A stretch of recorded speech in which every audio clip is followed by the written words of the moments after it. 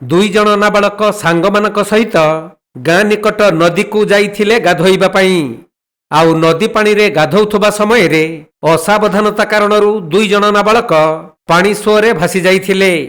ହେଲେ ଜଣେ ନାବାଳକ ପାଣିରେ ବୁଡ଼ିଯିବା ପୂର୍ବରୁ ତାଙ୍କୁ ମରଣ ମୁଖରୁ ଉଦ୍ଧାର କରାଯାଇଥିଲେ ବି ଅନ୍ୟ ଜଣେ ନାବାଳକ ନଦୀ ପାଣିରେ ବୁଡ଼ି ମୃତ୍ୟୁବରଣ କରିଛନ୍ତି।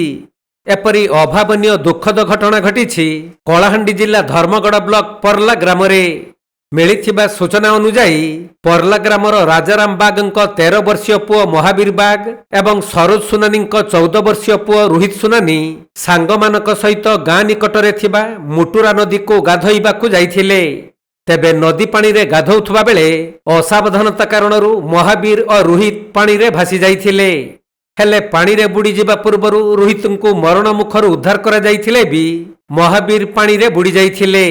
ତେଣୁ ତୁରନ୍ତ ଖବର ପାଇ ଘଟଣାସ୍ଥଳରେ ପୁଲିସ, ଦମକଳ ବାହିନୀ ଏବଂ ଓଡ୍ରାଫ୍ ଟିମ୍ ପହଞ୍ଚି ପାଣିରେ ବୁଡ଼ି ଯାଇଥିବା ମହାବୀରଙ୍କ ମୃତଦେହକୁ ଉଦ୍ଧାର କରିଛନ୍ତି।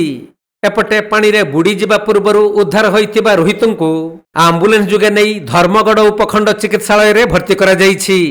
ତେବେ ଏପରି ମର୍ମନ୍ତୁଦ ଅଘଟଣ ଘଟିବା ପରେ ସାରା ଅଞ୍ଚଳରେ ଖେଳି ଯାଇଛି ଦୁଃଖର ବାତାବରଣ।